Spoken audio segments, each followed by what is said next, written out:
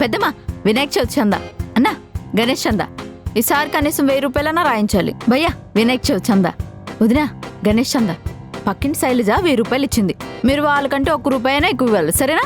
అన్నా గణేష్ చందా ఈసారి మీరు కనీసం 1000 రూపాయలన్నా ఇవ్వాలి.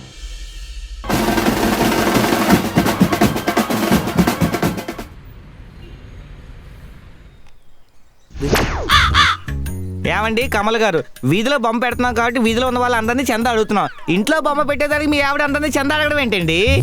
ఓన్లేండి, మా ఆవిడ సంగతి తెలిసిందే కదా. ఏంటండి తెలిసేది?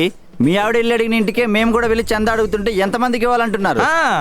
సర్లేండి రాఘవ్ గారు, ఆయన దేవుడిదే పోటీలేంటి.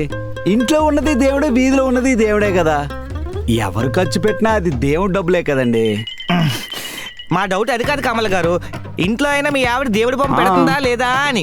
అయ్యయ్యో, మార్నింగే బొమ్మ కొని తెచ్చి పూజ చేస్తుందండి.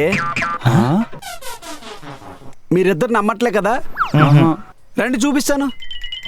పదండి వెళ్దాం. పదండి.